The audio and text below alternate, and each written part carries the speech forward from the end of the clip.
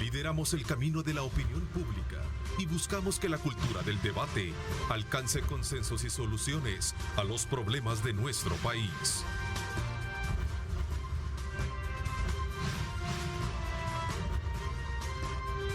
Diálogo con Ernesto López.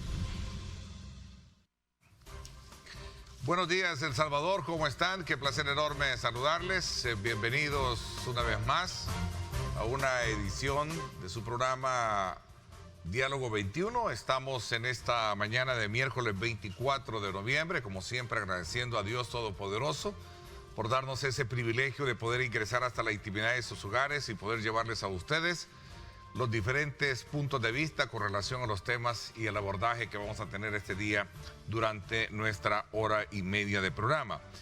En la primera parte vamos a hacer un análisis político-económico de la actual coyuntura del país, esto en el marco, sin duda alguna, de la decisión de la diplomacia, o mejor dicho, diplomática, Jean May, que esta semana anunció precisamente su retiro de estar al frente como encargada de negocios de la Embajada de los Estados Unidos en nuestro país. Vamos a hablar un poco también de las negociaciones del acuerdo con el Fondo Monetario Internacional, entre otros aspectos que tienen que ver con el ciclo económico del país al cierre que vamos a tener para este año y que ya estamos desde luego a las puertas del mismo. Así es que un tema bien importante en nuestra primera parte del programa. Quiero darle la más cordial bienvenida para hablar de estos y otros temas. Juan Maldonado, él es catedrático y columnista de medios escritos. Gracias por acompañarnos, Juan. Bienvenido. Gracias, buenos días Ernesto, buenos días a todos los televidentes, es un gusto acompañarnos como siempre y qué bueno compartir este espacio de ideas para generar este tipo de debate sobre los temas que acontecen en el país. Así es, en efecto, voy también a saludar a Ricardo Castaneda, economista senior del Instituto Centroamericano de Estudios Fiscales y CEFI. Ricardo, gracias por estar siempre atentos a aceptar nuestras invitaciones para hablar de temas importantes como los que este día vamos a sostener durante el programa. Bienvenido. Buenos días, Ernesto. Como siempre, un placer estar contigo. Muchas gracias. Se viene, desde luego, una nueva etapa con Estados Unidos. Parte de tus declaraciones o una titularidad de unas declaraciones que recién dabas, en la cual hablabas precisamente sobre el estado de la economía y las relaciones políticas y económicas que pueden haber con Estados Unidos, que entran en una nueva etapa. ¿Puedes definirme un poquito más eso para entrar en consonancia de entender y comprender mejor esta titularidad? Sí, esas declaraciones las daba luego de que la encargada de negocios de Estados Unidos señalaba que se tenía que ir del país, que a ella la habían enviado como un puente, que ese puente no se había tomado, que básicamente el espacio de diálogo con el Ejecutivo no se había logrado concretar. Eso significa entonces que esta etapa, que la podemos llamar como de soft power, ha terminado y creo que el gobierno de Estados Unidos va a redefinir una nueva etapa, ¿no? Es muy difícil saber qué viene en esa nueva etapa, pero creo que es importante que un país con las características de El Salvador, que depende de la economía estadounidense porque es nuestro principal socio comercial, que es donde viven más de 2.5 millones de salvadoreños y que la economía en su conjunto cada vez es más dependiente de las remesas, porque es importante señalar que en los últimos años, especialmente en 2020 y 2021, el peso de las remesas dentro del Producto Interno Bruto ha estado subiendo. Creo que es fundamental, ¿no?, para los salvadoreños y salvadoreñas tener claro que si las relaciones no están bien, eso tarde o temprano puede tener una mala incidencia. E indicaba en esas declaraciones que creo que es importante vernos en el espejo de Nicaragua, un poco para observar cómo han sido las medidas que ha estado adoptando el gobierno estadounidense, donde además de las sanciones a funcionarios, familiares, también ya se ha puesto en revisión el propio Tratado de Libre Comercio con ese país. Ahora, sin duda alguna es una etapa diferente, o para bien o para mal. Tenemos metas de crecimiento, tenemos negociaciones con el Fondo Monetario Internacional y esa es una parte, Ricardo, meticulosa de la cual también tú has estado examinando y haciendo ciertas puntualidades. Sin duda, si revisamos un poco desde el año pasado el gobierno de El Salvador ha estado negociando un acuerdo con el Fondo Monetario Internacional, un acuerdo de servicio ampliado. En distintas ocasiones, desde las autoridades han señalado que ese acuerdo ha estado cerca. Incluso a finales de julio se publica un comunicado de la Casa Presidencial de El Salvador indicando que el acuerdo iba a estar antes de septiembre, ¿no? Septiembre llegó, el acuerdo no se realizó. Luego las autoridades gubernamentales les habían señalado a los inversionistas que el 15 de noviembre iba a ser la fecha en la que el Fondo Monetario iba a anunciar este acuerdo. Pues el 15 de noviembre pasó y tampoco el acuerdo llegó. Y lo que han señalado las autoridades del Fondo Monetario Internacional es que lo que ha estado en discusión en realidad es una revisión al artículo 4, que este es un documento en el cual se observa y analiza cómo están las distintas variables económicas, y que luego de ese documento se podría empezar a hablar de un posible programa de apoyo financiero. Para eso estamos hablando de meses. Recién lo que hemos tenido ahorita es nada más las declaraciones que ha finalizado el equipo técnico, pero el documento que debe ser aprobado por el directorio va a tomar por lo menos unos 3 meses. Lo tomé como punto de referencia para contextualizarlo y hacerte la pregunta de manera completa. Esta pausa de la cual hablaba la funcionaria, la diplomática estadounidense, ¿podría tener cierta incidencia en ese tipo de, digamos, de pláticas o negociaciones, a pesar de que un informe reciente, y esto hay que decirlo con mucha propiedad, dado por el Fondo Monetario Internacional, resalta y destaca el trabajo que se está haciendo en cuanto a metas de crecimiento con la cual va a tener este año el país, incluyendo también el poder, digamos, resaltar el trabajo hecho a partir del tratamiento que el gobierno le dio al tema de la pandemia del COVID-19. Sí, quizás aquí hay que diferenciar un par de cosas, ¿verdad? El acuerdo que estaba negociando El Salvador para lograr un apoyo de $1.300 millones se llama Acuerdo de Servicio Ampliado. Este tipo de instrumento, además de tomar en cuenta los aspectos puramente fiscales y económicos, también toma en cuenta los temas de gobernanza y transparencia. En los primeros puntos era donde no había tanta diferencia prácticamente entre el gobierno. Incluso el ministro de Hacienda había señalado que el gobierno de El Salvador estaba dispuesto a hacer un ajuste de 4 puntos del Producto Interno Bruto. Esto significa medidas que te permitan aumentar los ingresos o reducir los gastos en torno a $1.000 millones. El tema principal acá estaba en cuáles iban a ser los compromisos que iba a asumir el gobierno en temas de gobernabilidad democrática y transparencia. Aun cuando en términos técnicos este acuerdo se hubiera podido lograr, quien tiene la última palabra es el directorio. Y dentro del directorio, quien tiene un enorme peso es Estados Unidos, ¿no? ¿Tú crees que este tema en esa mesa entonces salga a relucir, obviamente? No, sin duda. Es decir, Estados Unidos ha señalado que ha mostrado su preocupación por el deterioro democrático que ha habido en el país, y estoy seguro que también van a cuidar al propio Fondo Monetario Internacional en el sentido de que existe el riesgo que pueda quedar como una especie de cómplice si se financia el establecimiento de un régimen no democrático en el país. Y por eso las preocupaciones, por eso el tema de alargar las negociaciones para ver efectivamente cuáles son los compromisos que desde el gobierno se van a asumir en esta materia. En cuanto al comunicado que se saca de parte del equipo técnico este día lunes, efectivamente se resalta, por ejemplo, cómo la economía va a crecer alrededor de 10% este año. Esto implica que el efecto rebote se habría concretado porque venimos de una caída de alrededor de 8% en el año 2020. Sin embargo, vuelven a indicar que ya a partir del próximo año y hasta el 2026 El Salvador volvería a la trampa de bajo crecimiento en torno al 2% del Producto Interno Bruto. También ellos señalan que el tema de la deuda pública cada vez es preocupante por el tema del peso del servicio de la deuda. Aquí pongo un ejemplo concreto. El próximo año El Salvador va a pagar más en el servicio de la deuda que lo que va a destinar para salud, por ejemplo. Y eso que si incluyéramos todo lo que tiene que ver con la deuda interna de LETES y CETES, el monto que se pagaría sería superior a educación y salud juntos. Entonces, esto vuelve a mostrar las dificultades de las finanzas públicas y por eso ellos señalan la necesidad de hacer ese ajuste de 4 puntos del PIB.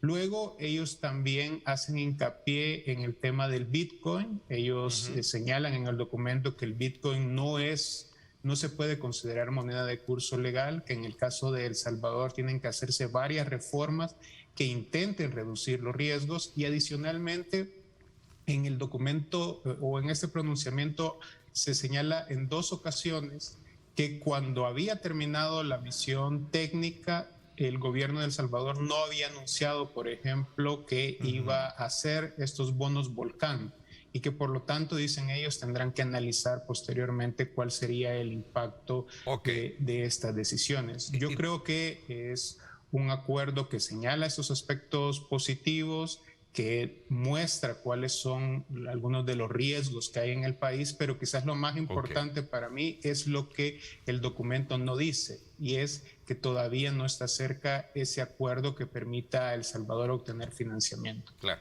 que sin duda alguna es el respiro más inmediato que se necesita, pero sin embargo es importante destacar la ecuanimidad en cuanto al análisis, bien como tú lo has planteado hasta este momento, y que nos permite ahora darle la lectura también con nuestro invitado Juan, la lectura política para verla en el contexto mismo de cómo se está proyectando todo este escenario a partir de los elementos que hemos logrado introducir en esta primera etapa de la conversación. Y teníamos ahí esa declaración precisamente de apoyo que el presidente Nayib Bukele decía: entramos a la pequeña lista de países en el mundo que crecerán en 2 dígitos, la primera vez en la historia de nuestro país, como lo decían, Juan.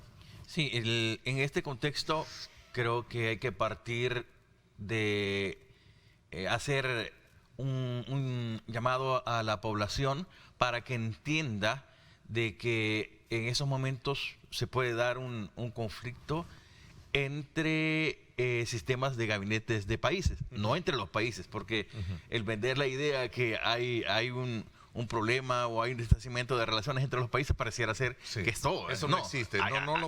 No se puede decir así categóricamente que hay un conflicto entre El Salvador. No, es entre gobiernos. Entre funcionarios. Entre funcionarios como tal. Es interesante delimitar esa parte. Sí, correcto. Para no llegar a entender de que se está creando totalmente un caos en general dentro de todo el proceso de relaciones entre las 2 instituciones. De hecho, creo que se mantiene porque Estados Unidos es como el segundo país en donde está la presencia de salvadoreños y que aportan todo ese beneficio económico. Entonces, partiendo de ahí, hay que tomar en cuenta que no es en total un caos entre países, que se imagine uno que va a entrar en guerra o algo. No, son ahorita discrepancias en cuanto a manejos políticos. Lo que bueno, de hecho, ayer lo decía el presidente de la Asamblea en una de sus intervenciones. Decía Ernesto Castro de que en todo caso la encargada de negocios, como opinión personal, decía las declaraciones como opiniones personales.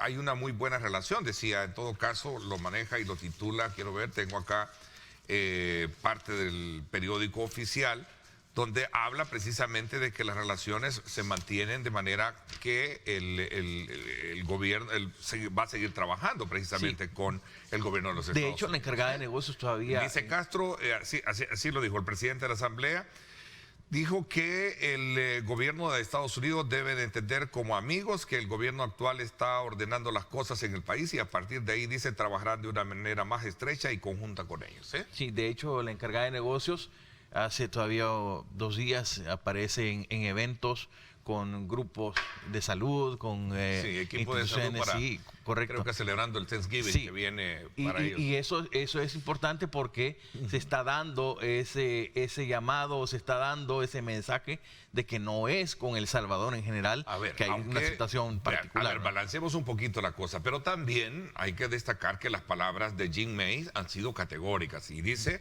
No hay interés del gobierno, eso es la interpretación que hace la Casa Blanca de manera bipartidista del Congreso del ataque mediático que también en su momento ella decía, deberíamos de tener la mejor relación de la región por todos nuestros lazos económicos, lazos familiares y más de 3 millones de salvadoreños en Estados Unidos. Por eso no es ahí donde estamos, decía ella. Así lo tenemos también en una frase que me gustaría que la publicáramos para ir en el balance del análisis que estamos haciendo. Este tipo de relaciones se ha venido complicando a lo largo del tiempo. Sí, creo que hace un poquito más de un año todavía el presidente Bukele anunciaba de que agradecía a la encargada de negocios por querer a El Salvador y que las relaciones estaban en un buen momento con Estados Unidos, etcétera. Pero se han dado un cierto tipo de acciones.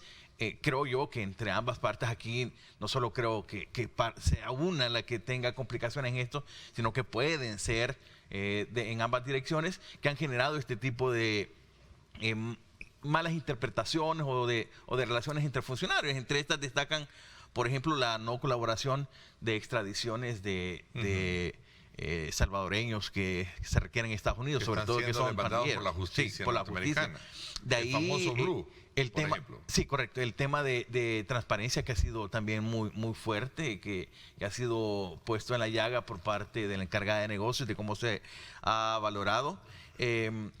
Quieras o no, el valorar la apertura de nuevas relaciones comerciales con otros países, especialmente con los asiáticos, es un tema que dentro del factor económico puede llamar mucho la atención y puede generar esta valoración por parte de Estados Unidos que se ha mencionado como el socio comercial mucho más fuerte. A eso súmale el quiebre monetario del Bitcoin que también está ahí en este proceso, correcto. Y también de ahí los señalamientos que se hacen hacia un poco la injerencia de la embajada, no estoy diciendo de Estados Unidos, sino de la embajada en ciertas acciones sociales, como digo, señalamientos, no estoy diciendo que es verdad, sino que ese tipo mucho a la investigación que tiene la Fiscalía con relación a esta intención de división de la fracción de nuevas ideas en la que se vio involucrada o mencionada precisamente Entonces, después categóricamente ellos lo desmintieron. Claro. Pero el punto es que ahí está. Ahí está. Entonces este tipo de elementos han provocado que se genere esa tensión entre funcionarios y ese distanciamiento entre funcionarios. Pero lo importante está acá, que como bien decías en tu intervención de esta pregunta, hay una propuesta para que sea un nuevo escenario de relaciones. ¿Cuál es? Todavía no lo sabemos. Hay un nuevo escenario. El punto es cómo se va a mejorar eso, en qué situaciones se van a solventar. ¿Quién viene? Bueno, queda Brendan O'Brien, que era el encargado anteriormente que estaba. Sí, se decía, bueno, no hay ningún tipo de interés, decía la encargada de negocios, por mejorar la relación, pero en realidad deberíamos ser bastante sinceros entre ambas partes en decir qué se está haciendo para mejorar o qué no se está haciendo para mejorar. Si se hicieron llamados para conversar, mesas de trabajo, etcétera, o los programas que se están implementando o se han dejado de implementar, esos elementos muy puntuales para que la población conozca realmente qué es lo que está sucediendo y se dé una mejor valoración de por qué están así las relaciones. Bueno, cabe resaltar que ella, según misma, en sus palabras, decía, me mandaron como un puente, ¿verdad?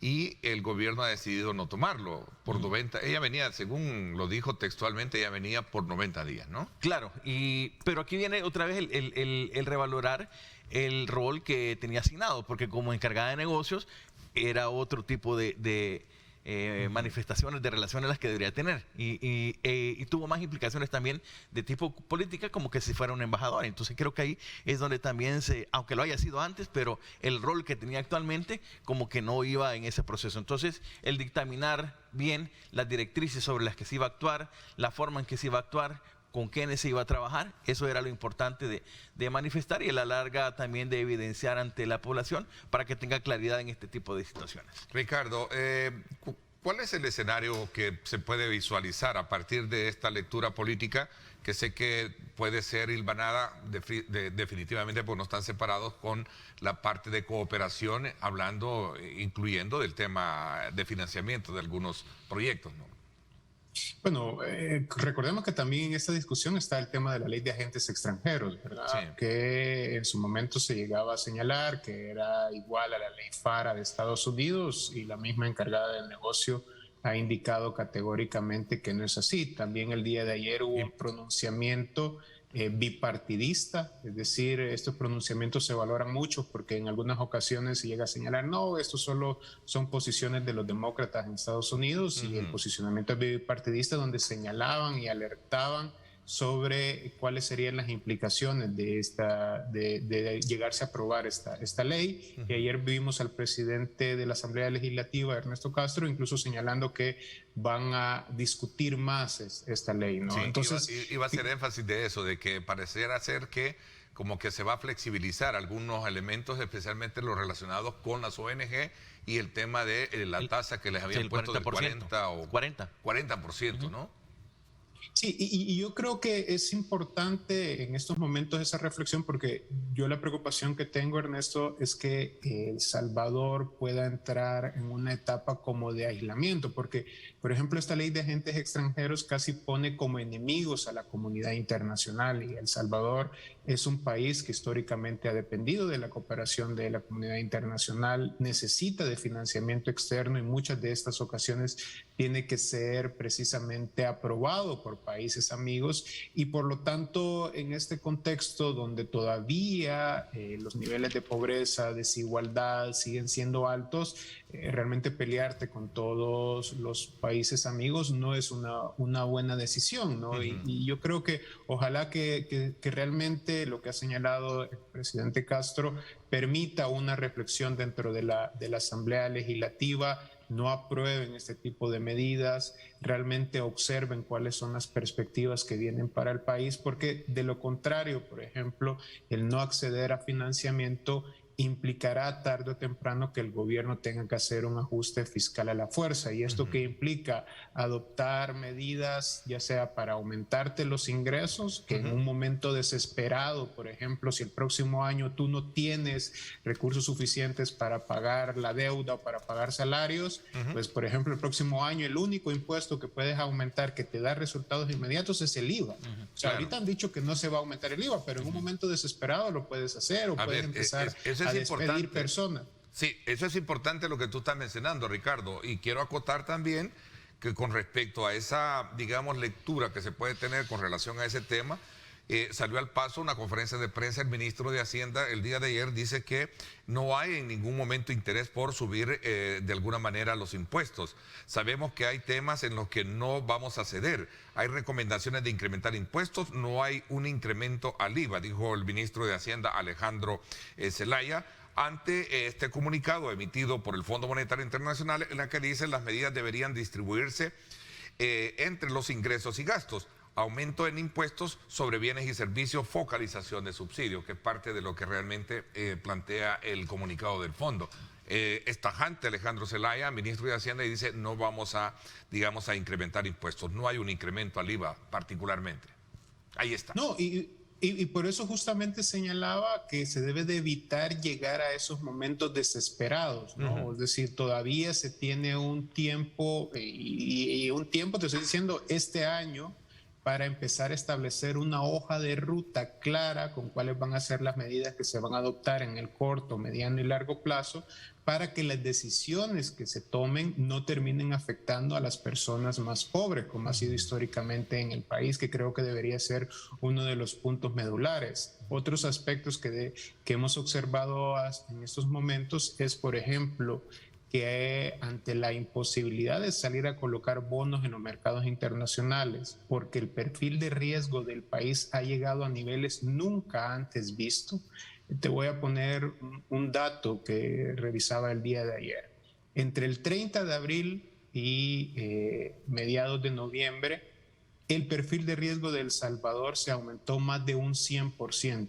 El promedio del aumento en América Latina fue alrededor del 10% y en Centroamérica alrededor del 12%. Esto significa que el perfil de riesgo de El Salvador ha aumentado por factores propios internos. Bloomberg, que es un medio especializado en términos de mercados financieros, ayer publicaba justamente una gráfica donde se mostraba esa caída de los precios de los bonos y ellos mostraban cuáles habían sido uno de los elementos que habían provocado esa caída. Uno, la destitución de los magistrados y el fiscal el 1 de mayo, la adopción del Bitcoin y el anuncio hecho el sábado por el presidente Bukele de establecer estos bonos volcán. Eso ha provocado entonces que esa ventana de crédito esté cerrada. Si tampoco va a ser y estar en ese estado del Fondo Monetario Internacional, es importante saber cuáles son las alternativas que tiene el país. Ricardo, así brevemente, porque quiero la lectura también de Juan.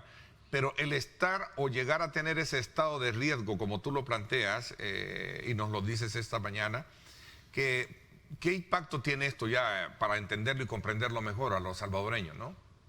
Mira, si El Salvador saliera a emitir nueva deuda, la tasa de interés que ahora pagaría sería superior al 14%. Eso suponiendo que te prestan. Ya la tasa más alta la había tenido el país el año pasado, que había sido de 9.5%. Salir a colocar esos bonos implica hipotecar los presupuestos de los próximos años. Además, esto puede provocar que te bajen todavía más las calificadoras de riesgo y no solo, y quizás esa es una de mis preocupaciones, no solo a la deuda del gobierno en sí mismo, sino puedan bajar la calificación de riesgo de los bancos privados, porque si eso se llegara a dar, esto pudiera haber implicaciones en la tasa de interés para todas las personas. Por eso es importante advertir de los riesgos para tomar las medidas adecuadas para que esos escenarios no se cumplan. Bueno, yo creo que el factor principal de mantener este tipo de relaciones, no solo con Estados Unidos, sino que con todos los países. Bueno, de hecho, fue Alemania el primero en decir que iba un poco a separar su cooperación después de ver este tipo de propuesta hacia la Asamblea Legislativa con relación al tema de las ONGs. Sí.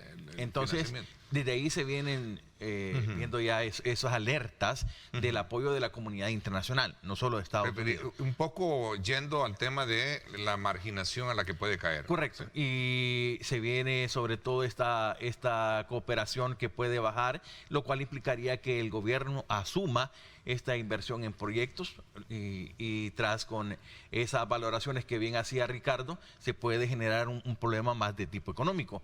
También una de las situaciones que se pueden dar si no se logra armonizar estas relaciones entre funcionarios es que el problema migratorio puede crecer, en el sentido que el retorno de migrantes puede ser mucho más grande, lo cual complica al gobierno en cuanto a la estancia de este tipo de personas, nuevamente personas desempleadas, el factor de delincuencia, etcétera. Entonces no solo es que hay que valorar que esto tiene implicaciones de relaciones políticas, sino que también en el fondo hay implicaciones económicas que es mucho más fuerte y las implicaciones sociales que también se deben valorar en el factor de cómo se vería afectado el país si se rompen este tipo de relaciones. A ver, y todas estas alertas que en algún momento se colocan sobre el tema de la institucionalidad, de la democracia, incluso también en el tema económico, porque como bien lo colocaba en su análisis Ricardo, este tema del Bitcoin y el lanzamiento de esta propuesta de la creación de una ciudad y la colocación de bonos que no dejan de alguna manera de alertar también de saber, bueno, $1.000 millones convertidos en Bitcoin realmente es un tema que no es nuevo para nosotros, es novedoso, pero también en lo nuevo está todavía, no sé, para muchos especialistas el tema del riesgo. Sí. Voy a abordar este tema cuando regresemos porque vamos a una pausa, ¿verdad? Vamos a estar inmediatamente en el abordaje de este punto y otros elementos que están ahí sobre la mesa. Vamos desde luego, a hacer nuestra primera pausa, gracias a Texaco con Tecron. Nos vamos a conocer cómo está el estado de tráfico a esta hora de la mañana. Es momento de hacer una parada inteligente. Pasa por un Starbucks de Texaco. Texaco con Tecron. Libera tu potencial. Presenta. A esta hora de la mañana vamos a aprovechar, conocer cómo está el tráfico por el sector de la avenida Jerusalén. Ahí aprecia usted las imágenes que hablan por sí solas, ¿verdad? Una carga vehicular en el carril que viene desde el sector sur hacia el norte, es decir, hacia el redondel Masferrer, pero sin embargo lo tenemos bastante, es circulante, ¿no? No está estancado, es circulante, lo cual pues permite que pueda transitar pues a paso lento, pero poder hacerlo. No así en el carril que viene hacia el sur. Usted puede ver, tenemos una vía libre que le permite también tener una mayor disponibilidad de tiempo para desplazarse por esta zona. A esta hora, no sé si tenemos también otra que nos indique, otra imagen que nos coloque gracias a Texaco con Tecron. Recuerde, es momento de hacer una parada inteligente. Pase por un Star Mart de Texaco. Vámonos ahora hasta el oriente de la capital. A esta hora 6:59 minutos. Así está el tráfico. El carril que segrega, el carril segregado, mejor dicho, del Citrans, lo tenemos bastante despejado y este es el que conecta directamente hacia el sector del Reloj de Flores. No así la conexión que se tiene hacia el Boulevard Arturo Castellanos. Así es que veamos hacia el oriente, ahí la imagen nos deja un poco en el resplandor el destello de sol que nos da en cámara, pero sí podemos apreciar que tenemos también vía libre hacia el sector del oriente de la capital, es decir, a el sector de Soyapango, Ciudad Crediza, como lo puede apreciar en este momento. Gracias a Texaco con Tecron, libera tu potencial. A las 7 de la mañana en punto, este fue el informe de tráfico. Es momento de hacer una parada inteligente. Pasa por un Star Mart de Texaco. Texaco con Tecron. Libera tu potencial. Presentó.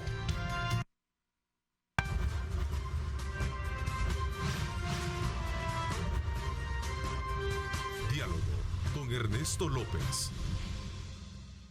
Bueno, gracias nuevamente por estar con nosotros a esta hora de la mañana. Vamos desde luego a informarles a ustedes, como siempre, que crece con nosotros, adquiere tu crédito micro y pequeña empresa en Coaspae DRL, tu familia financiera. Llámanos al PBX 2205-4800 o visítenos en cualquiera de nuestras 6 agencias o escríbenos al WhatsApp 6062-3064. Coaspae, tu familia DRL, tu familia financiera. Continuamos en el análisis económico, financiero y también político con Ricardo Castaneda y Juan Maldonado esta mañana. Y le decía un poco de estas 3 alertas que se han puesto en el contexto del análisis que ha generado este comunicado del Fondo Monetario, en el cual prevé, desde luego, que a raíz de las vulnerabilidades financieras es importante incluso eliminar o quitar el subsidio al tema del Bitcoin. Ese es un elemento bien importante. Quiero darle la palabra a ambos para poder hilvanar ambas posturas. La política en ese escenario y, por supuesto, la técnica con Ricardo. A ver. La vulnerabilidad de la moneda hace que no haya ese proceso de estabilidad financiera, por lo menos para tomarla como moneda de curso legal, y más que eso también la fiscalización de dónde provienen o qué es lo que se hace dentro del manejo de estos recursos es otro de los elementos que se achacan mucho a la implementación del Bitcoin. Y también la forma en que se ha implementado, en que se está regulando, es otro de los elementos que se ponen en cuestionamiento ante este punto, porque si bien hay una ley, ya sabemos que no es tan amplia ni es tan detallada para poder determinar el uso, la fiscalización, la regulación, etcétera. Entonces esos elementos son los que ponen más en alerta a todas las instituciones internacionales, a los países también, para poder tomarlo en cuenta en este tipo de valoración. Entonces, en la medida que la moneda siga implementándose en el país, o por lo menos se tiene que dar o tomar en cuenta esas valoraciones del Fondo Monetario para que haya una estabilidad y nuevamente se recupere esa certeza económica que pueda dar crecimiento al país. Son 3 aspectos que aborda este comunicado, Ricardo. El tema de la volatilidad, el limitar el uso, así como también el respaldo mismo de esta moneda virtual.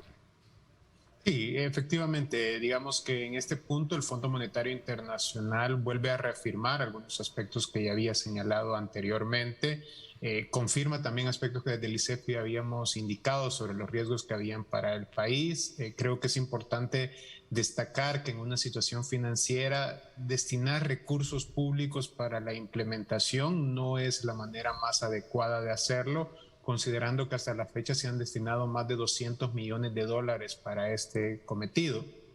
Y adicionalmente, como decía, el Fondo Monetario Internacional solo llega a decir, miren, cuando ya había terminado nuestro trabajo haciendo las consultas técnicas, supimos del anuncio de estos bonos volcán y no sabemos qué va a pasar.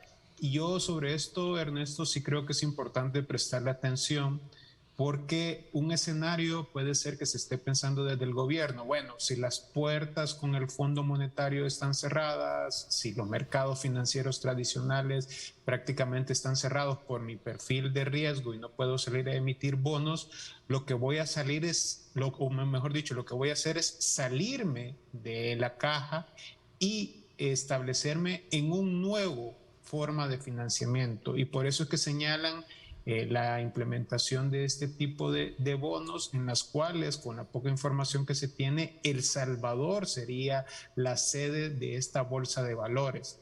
Esta situación lleva a un conjunto de riesgos, tanto institucionales como normativos, porque si tú no tienes el cuidado necesario, puedes convertir al país no solo en un paraíso fiscal, con lo que se ha anunciado con Bitcoin City, que además es injusto, ¿no? Porque mientras toda la población sí tiene que pagar todos los impuestos, se está planteando que en Bitcoin City van a haber incentivos fiscales ad eternum. Esto significa que mientras estén ahí los inversionistas nunca pagarían impuestos sobre la renta, impuestos de ganancia de capital, impuestos municipales, y si no son ellos los que pagan impuestos, significa que habrá alguien más que lo tendrá que pagar, y ese alguien más es toda la ciudadanía. Entonces, salirte de esa caja puede traer esas serias consecuencias, porque decía que también El Salvador se puede convertir en un paraíso para el lavado de dinero. Y esto creo que son puntos que debe tomarse en cuenta. ¿Cómo reaccionaron los mercados financieros con este anuncio? Caídas sumamente fuertes en los precios de los bonos, tanto el día lunes como el día martes. Y entonces eso significa que el mercado financiero no está reaccionando bien. Yo insisto, la mayor preocupación. A ver, sin embargo, de nuevo, reitero, Ricardo, hay una postura de Hacienda ayer mismo al referirse a ese tema también específico, dijo que nunca ha estado en riesgo el acuerdo de financiamiento en primer lugar, mucho menos el tema de ya específicamente este punto de que tú estás hablando, por el tema de riesgo, ¿no? Sí, bueno, desde Hacienda, insisto, se ha venido señalando que el acuerdo se iba a tener, prácticamente se señaló el año pasado, luego se cambió a abril, luego se cambia a septiembre, luego se cambia a noviembre, pero lo real es lo que ha dicho también el propio vocero del Fondo Monetario Internacional, Jerry Rice, quien dijo, para dejar claros, nosotros no estamos negociando con El Salvador un acuerdo de financiamiento, básicamente, sino lo que estamos ahorita son discutiendo lo del tema del artículo 4, que es justo el pronunciamiento que se ha observado. Si se llegara a dar un eventual programa, no sería este año, sino que posiblemente vaya a ser hasta el siguiente. Ya el ministro de Hacienda el día de ayer dejaba entrever y dice, bueno, yo no voy a firmar cualquier cosa. Eso significa que posiblemente en estos momentos las negociaciones no están en su mejor momento. Y como decía, hay que comprender que en el fondo quienes toman la decisión es el directorio. Y dentro del directorio tienen peso las voces especialmente de Estados Unidos. Y esto es muy importante destacar en cuanto al financiamiento, Ernesto, porque el próximo año en El Salvador se vencen solo entre letes y cetes alrededor de 3.000 millones de dólares. Solo el primer trimestre, enero, febrero, marzo, se tiene vencimiento de 800 millones de dólares. Eso significa que si tú no tienes la liquidez suficiente para poderlo pagar o los mismos bancos no te permiten refinanciar, los riesgos de que pueda haber impago cada vez son más grandes. Y por eso es importante destacar que muchas veces las decisiones políticas que se adoptan, algunos consideran que no tienen algún efecto en la economía, pero tarde o temprano las crisis democráticas, las crisis políticas se terminan convirtiendo en crisis económicas. Juan. El punto aquí es tomar en cuenta de que el gobierno quizás tuvo que haber tomado o todavía puede tomar medidas para sanear un poco las finanzas del Estado. ¿Como cuáles, por ejemplo? ¿Tú crees que hay márgenes de poder establecer ese, digamos, campo de acción? Sí, yo creo que todavía se puede hacer, o sea, porque no está alejado de eso. Haciendo una nueva distribución de gastos, menos es deuda, más inversión, menos gasto público, etcétera. O sea, sí hay varias formas de cómo hacerlo. Y después de sanear un poco las finanzas del Estado, pues proyectarse a hacer un estudio sólido, una regulación fuerte acerca de la implementación de este tipo de moneda. Ahora, digamos, ya la implementación del Bitcoin está, lo que hay que ver es el para qué se está implementando esto. Y pues yo también valoro mucho por la forma en que se está generando este tipo de propuestas, que va casada mucho con el factor de inversión turística o en el rubro turístico. Pues vemos que se le está apostando a Oriente en este tipo de desarrollo de infraestructura, de proyectos, pero también con el posicionamiento de países asiáticos, o sea, Japón, China, etcétera. Entonces, creo que también por ahí puede venir este escaparate para poder tener esta zona como centro de inversión, centro de desarrollo económico, que pueda facilitar un poco los ingresos y el desarrollo dentro de la economía para subsanar nuevos ingresos. Ahora, el clima político que tiene el país en términos ya domésticos, ¿tú crees que es propicio para poder establecer parámetros que puedan de alguna manera ver ese horizonte de que tú hablas?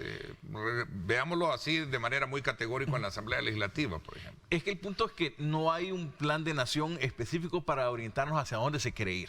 Entonces, al determinar eso, no sabemos en qué rumbo el gobierno puede tomar en estos momentos una acción. Como puede salir ahora con una nueva actividad, una nueva discusión, una nueva reforma, puede ser que no. Entonces, porque no hay, digamos, una brújula específica de qué es lo que se quiera. Yo creo mucho y sí estoy de acuerdo en lo que manifiesta desde el presidente, la visión del presidente u otros funcionarios, sobre todo de la Asamblea, de querer ejercer una autonomía como país. Y está bien, sí, pero para ello hay que subsanar muchas cosas, hay que poner las reglas claras del juego, hay que tener una visión de cómo estamos en este momento y hacia dónde y con quién queremos trabajar.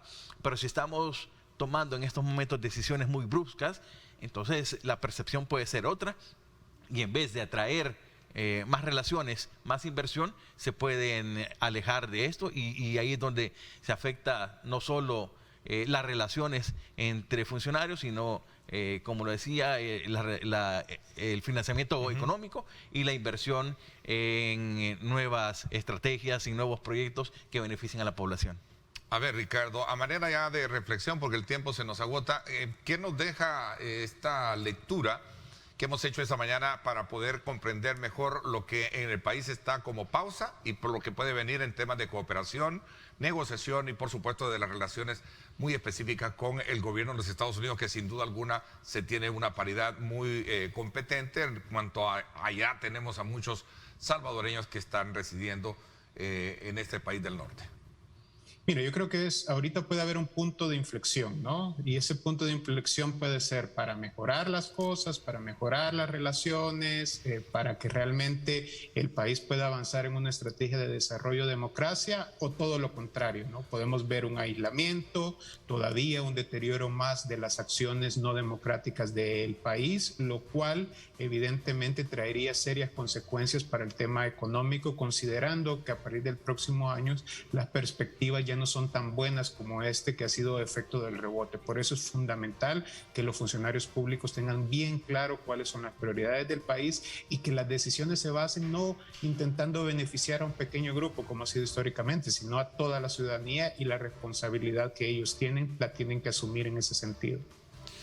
Bueno, interesante a manera de reflexión también. Tú como, digamos, como analista y que ves desde luego esos indicadores y esos parámetros de toda la actividad política, ¿cuál es tu cierre concluyente esta mañana? Para mí es una oportunidad de reflexión del gobierno en que analice cómo ha estado haciendo las decisiones y qué implicaciones ha tenido. A modo de subsanar, creo que como toda persona podemos tener errores, pero también los podemos mejorar. El punto es decirlo, el punto es destacarlo, y sobre esta manera tener una nueva oportunidad, no solo con Estados Unidos, sino que con todos los países, de establecer una forma clara, qué es lo que se busca para el país y cuáles van a ser las formas de implicación, de cooperación que van a tener las organizaciones, los países, amigos, hacia el desarrollo de El Salvador. Juan Maldonado, muchísimas gracias por habernos acompañado esta mañana.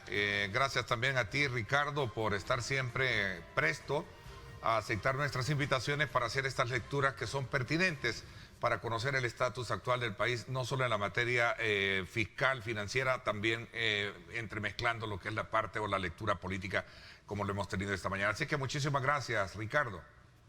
No, gracias a ti, Ernesto. Como siempre, un placer y feliz día. Gracias también. Gracias. Nos vamos a la pausa. Cuando regresemos, una evaluación de los nuevos protocolos sanitarios de ingreso al país. 2 especialistas médicos en el área. Vamos a hacer un análisis sobre el estatus de la pandemia, la disminución de casos, el riesgo de nuevas olas, etcétera, etcétera. Así es que es un tema muy importante que también tenemos dentro del menú de análisis esta mañana acá en su programa. 7:17, pausa y regresamos.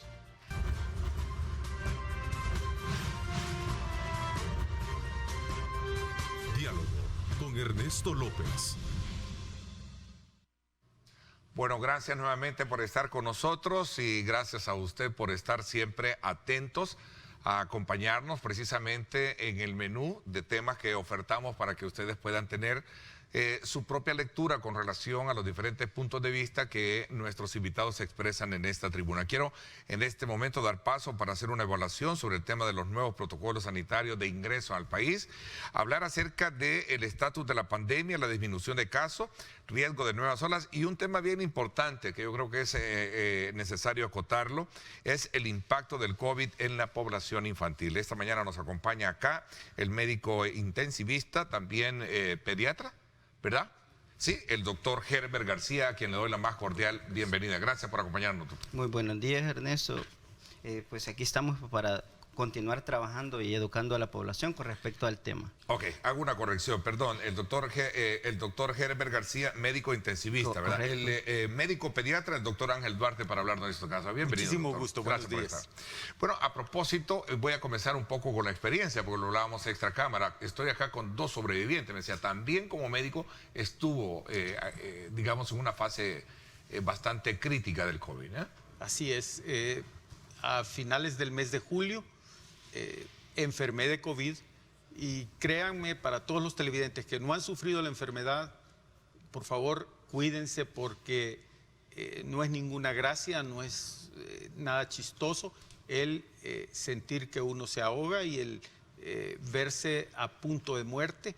Y más preocupante aún, el pensar que uno puede ser el medio para que algún pariente también se enferme y llegue a fallecer a causa de una enfermedad que es totalmente prevenible. Julio del año pasado. Julio de este año. De este sí. año, para poder de alguna manera, digamos, ubicarlo de que es todavía aún, después de la primera etapa que nos impresionó al mundo y a todos, Exactamente. que se mantiene vigente. Así es, y aún vacunado. Claro, el riesgo exposicional que uno tiene por motivo laboral es mucho más alto, pero aún así es una cosa terrible, muy tremenda y algo que lo hace a uno ver toda su vida en perspectiva. Usted pasó lo mismo, me imagino. Uno ve lo que ha sido, lo que es y lo que viene al futuro y sabe qué cosas debe cambiar en su vida. Pero no hay necesidad de eso. Para usted que nos ve, cambie ahorita, cambie sus hábitos y siga todas las recomendaciones para prevenir el COVID. No baje la guardia en ningún momento. Ahora es necesario conocer esa parte, digamos, experimental para poder comprender y quizás abrir un poco ya el análisis de cuál es el estatus actual y una evaluación de los nuevos protocolos que tenemos hoy en día, en doctor. primer lugar, contextualizando cómo nos encontramos a nivel país, Desde marzo del año 2020, que fue el primer caso, hemos tenido en el país tres olas o tres brotes, por decirlo así, ¿verdad? La primera que fue obviamente en marzo. Marzo. Tenemos, pero en realidad la elevación de casos, si hablamos en número, en el mes de agosto del año pasado, o sea, la máxima elevación que tuvimos fueron 400 casos reportados por el MISAN al día. En enero de este año andábamos rondando los 335 casos al día. En agosto de este año, que realmente fue la tercera ola y que fue una elevación bastante significativa, andábamos rondando los 335 casos. La última actualización del MinSal de fecha 11 del presente mes, andamos rondando los 147 casos al día. Es decir, realmente ha habido una significativa baja en los casos, y eso también se ha visto reflejado en el porcentaje de ocupación de camas que existen en los diferentes hospitales. En el Hospital de El Salvador, el porcentaje de camas, pues estamos bastante bajos de camas, y eso también se está viendo en los hospitales privados.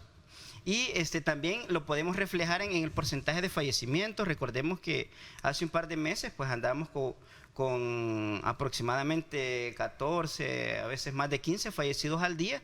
El día de ayer, pues gracias a Dios y gracias a pues que ahorita han disminuido los casos, pues solo se han reportado 3 fallecidos. Entonces ese es el contexto que tenemos ahorita. Realmente ha bajado los casos. A ver, veamos la gráfica con la actualización que nos presenta el mismo ministerio. Aquí tenemos hasta el último dato referido, estamos hablando de 157, creo que sí, ¿verdad? Sí, correcto, ese es. ¿Sí? Sí. ¿No? ¿Me están diciendo que no? Sí, es 157. Ese es el último caso reportado. ¿Qué indica eso? Que sí estamos entonces controlándose por el momento la situación. Bueno, realmente siempre después que hay una elevación significativa como la que tuvimos hace un par de meses, en general pues se tiende a haber un contagio masivo. Después de esas elevaciones agudas siempre tiende a haber la baja. Pero nosotros podemos contextualizar que estamos viendo también el efecto de la vacunación. Al momento andamos a nivel país, El Salvador, andamos aproximadamente en un 70% de personas que han completado 2 dosis. Entonces esta disminución también puede ser reflejo de esa cantidad de inmunización que estamos teniendo en la población. Lo cual no es garantía de alguna manera el estar vacunado, que no puede hacerlo. El doctor Duarte nos decía al respecto, ¿no? Exactamente, y especialmente si usted recibió la vacuna Sinovac o Sinopharm, 80 días después la mayor parte de estudios muestran que las tasas de protección de esa vacuna han caído tanto como al 25% de los que fueron vacunados inicialmente. Es decir que la mayor parte de personas inmunizadas con estas vacunas necesitan urgentemente recibir la tercera dosis de vacuna. Y el gobierno tiene a disposición esa vacuna en todos los centros de vacunación, y aún así vemos una gran resistencia de muchas personas a ser vacunados. Y más aún, creemos como profesionales que es importante que el gobierno dictamine y emita una ley en la que todos aquellos que servimos a otras personas con contacto directo con ellos estemos inmunizados, algo al estilo de lo que hizo Macron en Francia, para evitar que otras personas, aquellas personas con las que vamos a estar en contacto, vayan a enfermarse por causa nuestra. Porque qué triste que yo no me quiera vacunar y tenga que atender a alguien, ya sea a un anciano, a un niño, a cualquier persona, como docente, como médico, como funcionario público, que atiendo gente, necesito estar vacunado. Y eso es algo que el gobierno está en toda la capacidad de ordenar. Bueno, y una cosa, digamos, digna de resaltar es que tenemos vacunas. Otros están todavía, digamos, esperándolas, y creo que es constante la llegada de lotes que se compran o que se donan, ¿no? Creo que a nivel país andamos muy bien con respecto a la tasa de vacunación, anda más alta que muchos países latinoamericanos, o sea, hablemos de Haití, andamos más alto que México, o sea, más alto que varios países centroamericanos, y la disponibilidad realmente la tenemos en todos lados. ¿Y eso por qué será? Esta es una pregunta para los funcionarios, pero ¿por qué creen ustedes que el país es el que tiene más? ¿Será precisamente por ese elogio de la cual recibe de organismos internacionales, como el más reciente, lo estaba hablando anteriormente que ustedes vinieran, cómo el Fondo Monetario Internacional resalta el trabajo hecho en la pandemia? Sí. Para poder hablar de ciertos indicadores positivos en materia económica, realmente, de estabilidad económica. Mucho hay que hablar lo positivo, ¿verdad? Con respecto a fármacos, realmente nosotros a nivel país contamos con muchos fármacos de manejo del COVID, que en muchos países realmente hay mucha dificultad para obtenerlos. Con respecto a vacunas, pues tenemos casi toda la disponibilidad de los diferentes tipos de vacunas, ¿verdad? La única que no tenemos quizás disponible es la Sputnik, pero de ahí tenemos realmente la mayoría de vacunas, y que el gobierno, pues, por decirlo así, pues se ha rebuscado pues para tenerlas en disponibilidad. Entonces creo que sí tiene mucho que ver las acciones que se han hecho para tratar de comprarle a las farmacéuticas, porque esto es una oferta de mercado que yo me tengo que rebuscar porque hay muchos países en general queriendo comprar lotes, pero depende también de como país yo me rebusque para obtener. Entonces creo que desde ese punto de vista sí ha habido pues una búsqueda, y eso es bien importante, porque ahorita la apuesta principal para que esta pandemia vaya a disminuir es la vacunación, ¿verdad? Ahorita cuando se llegue a una inmunidad de rebaño, que pues ahorita se habla del 90%, pues con la vacunación, cuando estemos ahí, probablemente sí vamos a empezar a disminuir los casos a nivel mundial, porque ahorita lo que la OMS decía, no vacune a las personas con la tercera dosis, mejor vacune a los países que no están siendo vacunados. Y sí, eso es cierto, ¿verdad? Porque mientras el virus circule y la gente no se vacune, pues van a haber estas oleadas. Pero también cada país tiene que buscar los mecanismos para que su población también no se infecte. ¿Por qué el país flexibiliza el control de ingresos para no exigir el certificado ni la prueba, mientras otros países están entrando en confinamiento, como por ejemplo en Alemania? Esa es una pregunta que ha generado y ha despertado muchas inquietudes. Me gustaría conocerla desde la perspectiva de ustedes como médicos, y que también han pasado etapas como la que estamos hablando. ¿Qué opinión tienen? ¿Es positivo haberlas flexibilizado, haberlas quitado, haberlas eliminado, o realmente advierten que podría ser un factor negativo de cara a lo que podríamos tener otro acontecimiento lamentablemente de esta naturaleza? Voy a hacer una pausa y regreso. Y vacunación infantil, despejemos todas las dudas, aprovechando que está acá el doctor Ángel Duarte, médico pediatra, que nos va a hablar acerca de la vacunación infantil. Así es que escríbanos. Vamos a la pausa.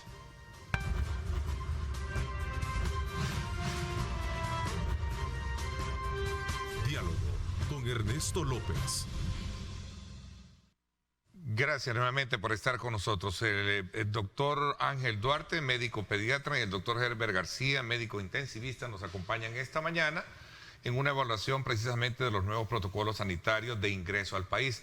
¿Es positivo o es negativo esta situación, en vista de que mientras nosotros estamos flexibilizando estas medidas, otros países están entrando en confinamiento? Y poníamos el ejemplo de Alemania, así como otros que también no han bajado la guardia en esa materia. Bueno, es un poco difícil contestar esta pregunta, porque primeramente, como profesionales, nosotros quisiéramos que la gente se cuidara al máximo y que tuviésemos la mayor cantidad de medidas protectoras. Y en ese sentido pareciera que el exigir que la gente traiga su carnet de vacunas y que traiga una prueba de antígeno donde diga que está negativo, pues eso es un factor de protección, y por lo tanto no deja de sorprender que el gobierno levante esas medidas. Pero analicemos bien qué hay detrás de todo esto también, y es que en primer lugar, una prueba de antígeno negativa no significa que usted no tenga COVID. Se ha descrito tasas tan altas como del 50% de falsos negativos, es decir, que alguien puede tener COVID y se toma la prueba de antígeno, y de 2 personas que se la toman, aunque tengan COVID, una puede que salga negativo. Entonces, eso no es garantía. Por otro lado, las vacunas, ya dijimos, si alguien ha recibido algunas vacunas, estas han perdido eficacia probablemente al momento que la persona venga y aún así se considera completamente protegido. En este sentido, si se va a derogar eso, esperaríamos como médicos que se valide otro tipo de medidas. Por ejemplo, un examen más riguroso a las personas que ingresan al país. México, por ejemplo, tiene el establecimiento de un cuestionario que cada persona tiene obligatoriamente que llenar antes de subirse al avión, en la que declara si tiene algún síntoma respiratorio, y si tuviese algún síntoma respiratorio, fiebre o ha estado en contacto con alguien que tiene COVID, no lo dejan abordar. Este tipo de medidas podrían sustituir la otra, porque también hay que tomar en cuenta que la gente no solo se muere de COVID, también se muere de hambre, y que hay sectores que están muy afectados por la baja de ingresos debido a las restricciones de desplazamiento que el COVID ha impuesto. Y que, pues, evidentemente, creo yo que el interés del gobierno va en reactivar esos sectores, y es un interés válido, pero hay que analizar qué impacto va a tener esto en la presencia de nuevos casos. Siempre nos preocupa cuando viene gente de otras latitudes, porque pueden traer versiones distintas del virus. Acuérdense que este virus está mutando constantemente, y eso es lo que nos preocupa, que entre gente sin control en este aspecto. Pero bueno, pues allí vemos los pros y los contras de esta medida. Ok. En el mismo sentir de la pregunta y desde la experiencia que ustedes tienen. Bueno, lo que sucede es que cuando los casos aumentan en general, la OMS recomienda todas las medidas, ¿verdad? Ahí estábamos hablando de confinamiento, de restricciones a viajeros, etcétera, etcétera. Es más, algunos países de Europa están siendo bien restrictivos con esta cuarta ola, ¿verdad? Que están confinados. Por ejemplo, Austria ya confinó por 11 días a sus personas. Pero la OMS también recomienda, ¿verdad? Cuando el nivel de circulación del virus ha bajado, por ejemplo, ahorita estamos en ese nivel en el país. Entonces, la OMS recomienda flexibilizar las restricciones de los viajeros. Pero es cierto, como dice el doctor, puede ser un arma de doble filo, ¿verdad? Porque si bien es cierto, andamos pues con los casos bajos, pero recordémonos que a nivel cultural, aquí en Latinoamérica, y el país no es la excepción, pues diciembre es un mes de mucho tráfico. Que la gente viaja de acá a Estados Unidos a ver los familiares, viajan de Estados Unidos para acá.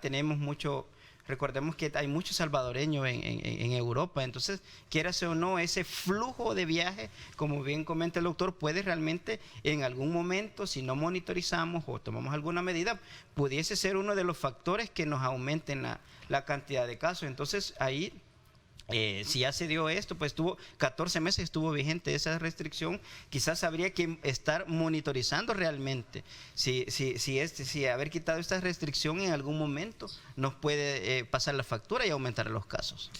A ver, dice el doctor Francisco Laví, ministro de Salud, en otro medio, en declaraciones que está dando, estamos quizás en uno de los mejores momentos con una disminución sostenida de contagios.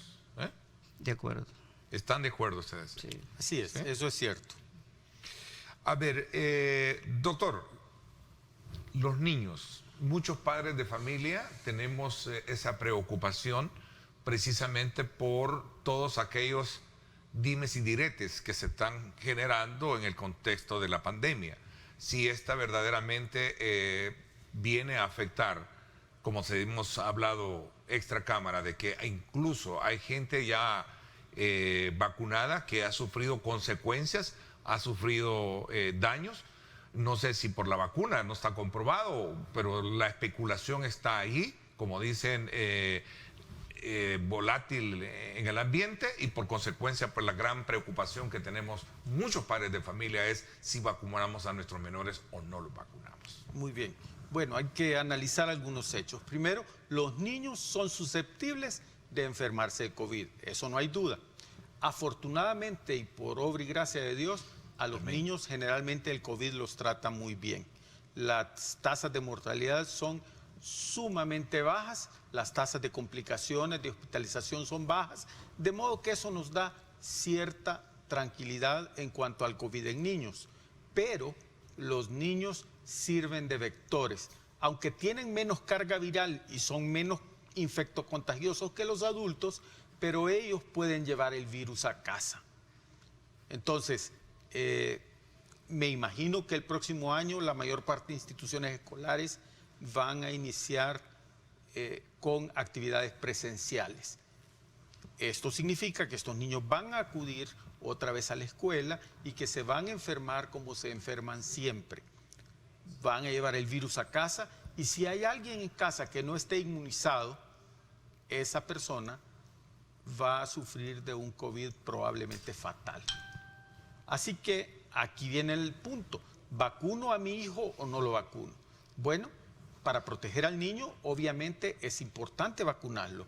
Los estudios que han efectuado en los Estados Unidos, el Centro de Control de las Enfermedades Transmisibles ha efectuado estudios y recomienda la vacunación de todos los niños en Estados Unidos desde los 5 hasta los 12 años. Ellos han analizado la información provista por la farmacéutica Pfizer con su vacuna y han aprobado un protocolo de vacuna en el que el niño recibe la tercera parte del material de vacunación que recibe el adulto, es decir, que es una vacuna con dosis reducida, una vacuna muy segura. En el país se ha estado aplicando la vacuna Sinopharm.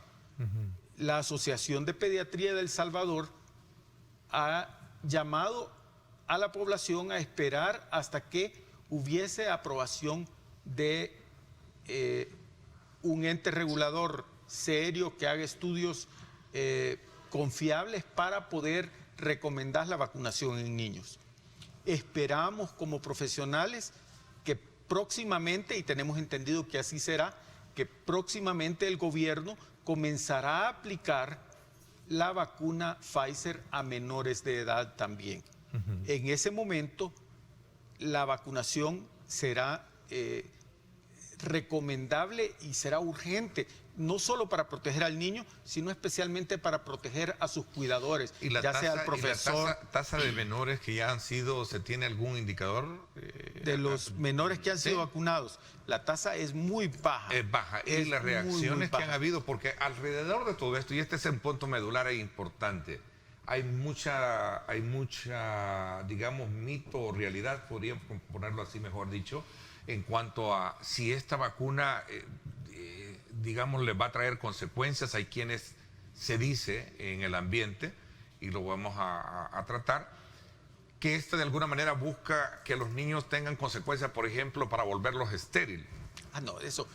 Hay un montón de cosas que son totalmente falsas, como lo de la cuchara que se pegaba al hombro después de ponerse la vacuna, como la creencia de que la vacuna lleva un microchip, como la creencia de que con la vacuna nos van a matar a todos o a todos dentro de 10 años nos vamos a convertir en zombies. Hombre, estas son cosas totalmente falsas.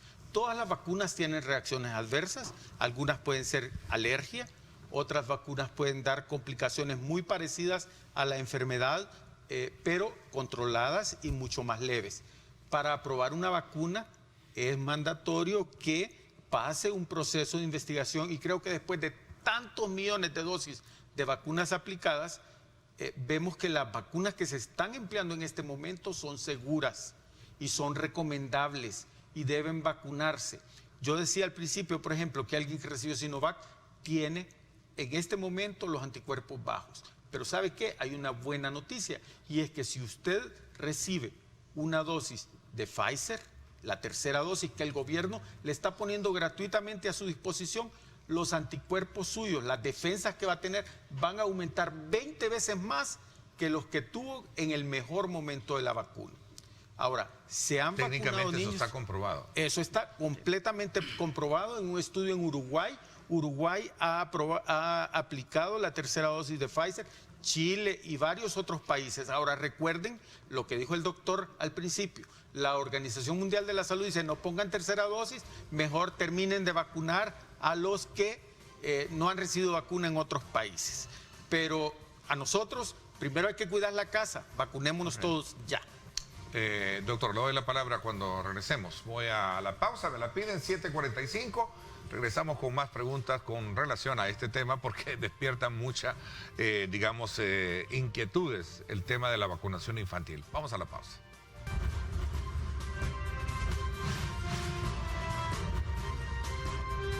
Diálogo con Ernesto López.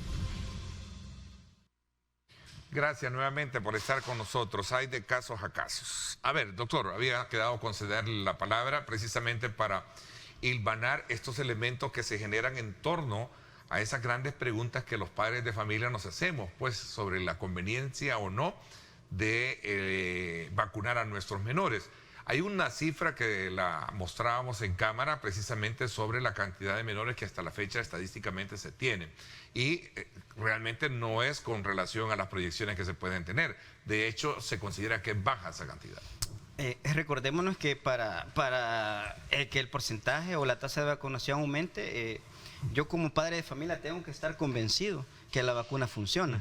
Pero, a veces si yo como padre de familia pues tengo miedo y no me la he puesto yo, entonces eso también va a hacer que yo no proteja a mi hijo. Pero como bien dice el doctor, realmente pues o sea, estamos a las puertas probablemente de que se abran las escuelas, se abran los colegios. Entonces, desde ese punto de vista, recordémonos que en muchos países cuando se pasaron las olas, se empezó a abrir el país, ¿verdad? Se empezó a abrir escuelas, se empezó a abrir universidades y ahí aumentaron los casos. Entonces, desde ese punto de vista, quizás hacer la reflexión a los padres de familia principalmente, porque el niño no va a ir solo a vacunarse, ¿verdad? Que lo piense, ¿verdad? Porque, como dice el doctor, no solo va a proteger a los niños, en general realmente va a proteger a su mamá, a su papá, a su abuelo. Entonces, desde ese punto de vista, no tengamos miedo, ¿verdad?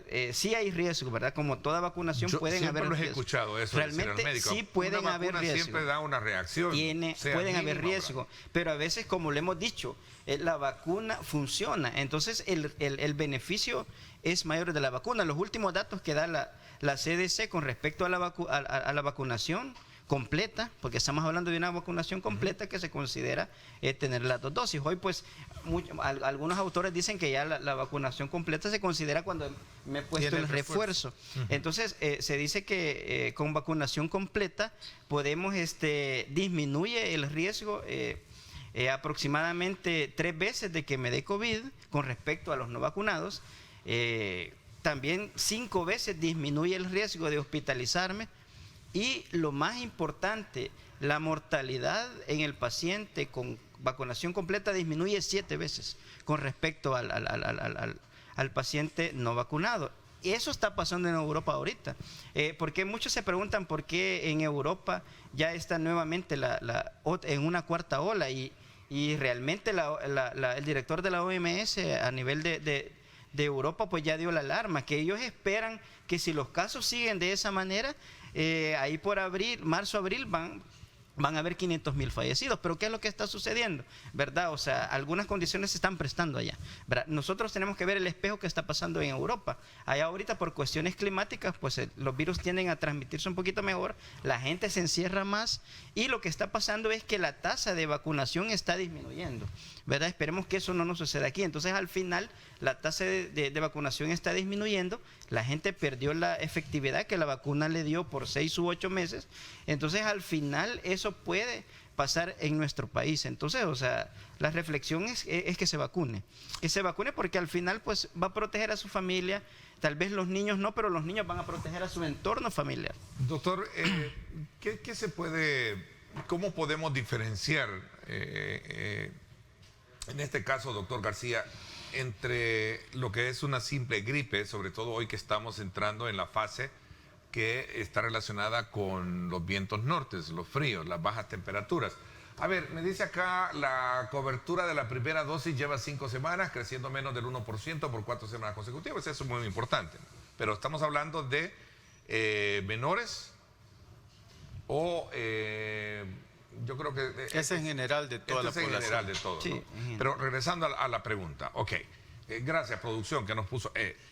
regresando a la pregunta, ¿cómo saber desmarcarse de que realmente esto es a través de la prueba simplemente? Porque he visto que anda... Lo que pasa es que recordémonos que, bueno, el COVID ha venido variando con respecto a sintomatología, y la variante Delta, pues al final los últimos sintomatologías son parecidos a una gripe, ¿verdad? Congestión nasal, cefalea, ¿verdad? En los niños probablemente puede ser menos sintomático, pero tenemos que contextualizarse. Ahorita en el país tenemos una baja, ¿verdad?, de los casos, y el virus anda circulando poco, y estamos en una época de que hay vientos, hay más transmisión de virus. Por eso probablemente pues no sea COVID, pero eso sí, si yo empiezo a ver que los niños empiezan con síntomas, empiezan los adultos a presentar síntomas a características más de acople al COVID, realmente pues hay que hacernos la prueba, ¿verdad? Porque el COVID no ha desaparecido, el COVID va a seguir. Lo único que va a estar haciendo, va a tener eventos donde va a aumentar y va a disminuir, pero quizá en el contexto actual no podemos bajar la guardia, pero sí probablemente estemos entrando en una etapa donde tal vez los procesos respiratorios puedan aumentar y puedan coincidir pues con los casos de COVID. Doctor Duarte, sí, desde su experiencia, le escuché decir que a menores les da COVID. ¿Usted ha tenido en su consultorio niños con COVID? Varios, y en el hospital también. ¿De qué edad, doctor? Niños, bueno, el COVID es más grave en los menores de 3 meses. En los menores de 3 meses generalmente son neumonías graves. En los niños mayorcitos la enfermedad baja un poco la gravedad, y los síntomas en la mayor parte de veces son respiratorios, muy parecidos a una infección de vías respiratorias superiores, con mucha mocosera, tos, congestión nasal, fiebre y dolor de cabeza. Pero los síntomas gastrointestinales son muy importantes en este grupo de edad. Ahora, hemos tenido muchos casos, hay un gran subregistro en las cifras oficiales, no por intención del gobierno, más bien hay que considerar que actualmente mucha gente va individualmente a los laboratorios, se hace su prueba de antígeno, la cual ya dije que no es la más sensible, pero sí detecta algunos casos, y esa gente ya solo se va a YouTube o se va a Internet y se automedica, o van a pasar consulta, y los médicos reportamos poco los casos. Ese es un grave problema de salud pública que tenemos, que hay un subregistro muy grande de todo lo que sucede en la práctica privada. Pero los niños sí se enferman de COVID, hay casos graves de COVID, hay casos leves, ha habido niños fallecidos por COVID en este país, y por eso es que anhelamos tener la vacuna Pfizer para niños, para poder recomendarla universalmente, porque es una vacuna que ya fue aprobada por un ente responsable, un ente serio, que da mucha confianza a los padres. Nuestro programa de inmunizaciones... ¿Qué pasa con las otras vacunas? Usted como médico, como pediatra, recomienda la Pfizer. Pues vemos que las vacunas que ha aprobado... Para los menores. Para menores, la que tiene los estudios más serios es Pfizer. Sinopharm tiene estudios, pero esos estudios no han sido publicados ni difundidos tan ampliamente, de modo que los profesionales nos quedamos con algunas inquietudes y algunas dudas, y pues creemos que esta vacuna debería ser validada. Recuerden que a la fecha Sinopharm aún no ha sido aprobada por la FDA, ni ha sido aprobada en Europa tampoco, de modo que ahí hay mucha tela que cortar sobre esa vacuna. Pero nuestro programa de inmunizaciones como país ha sido ejemplar. Realmente hay que destacar el esfuerzo que las autoridades han hecho para conseguir vacuna, y creemos que en una etapa inicial poner Sinovac, que era la que estaba disponible, fue una medida correcta, pero ahora es el momento en que usted vaya y se ponga su refuerzo. Okay. Veamos, ya para finalizar, píldora para tratar COVID no se sustituye a la vacuna. ¿Qué hay de la píldora? Incluso que el país será sede también para la fabricación de estas. De acuerdo, la vacuna le va a generar un sistema de inmunidad que lo va a proteger para la próxima vez que usted tenga contacto con virus. La píldora no es una vacuna, sino que es un antiviral que le va a ayudar en las primeras etapas de la enfermedad, que la enfermedad no progrese a que usted no le hospitalicen o que no necesite oxígeno. Son completamente diferentes. Tomar una píldora no lo va a proteger, nada más va a hacer que la enfermedad no le progrese. La vacuna sí lo va a proteger. Es una diferencia. Ok, El Salvador es uno de los 95 países del mundo que tendrá la autorización para poder producir la píldora anti-COVID de la farmacéutica Pfizer, por cierto, hablando de la Pfizer. Sí, sí. Bueno, el tiempo se me fue. Gracias, doctor Duarte. Como pediatra creo que era importante tenerlo también esta oportunidad y poder despejar dudas como las que hemos hecho con usted esta mañana. Gracias por haber aceptado la invitación. Bueno, gracias a ustedes. Gracias también a usted, doctor. Gracias por habernos acompañado, doctor García, médico intensivista, que siempre también está disponible para aceptar nuestras invitaciones. Gracias y mucho gusto. Estamos para atender. Les agradezco a ambos el que nos hayan acompañado. Por mi parte, eso es todo por hoy. Pásenla bien y como siempre recuerden lo más importante, amar a Dios sobre todas las cosas. Lideramos el camino de la opinión pública y buscamos que la cultura del debate alcance consensos y soluciones a los problemas de nuestro país.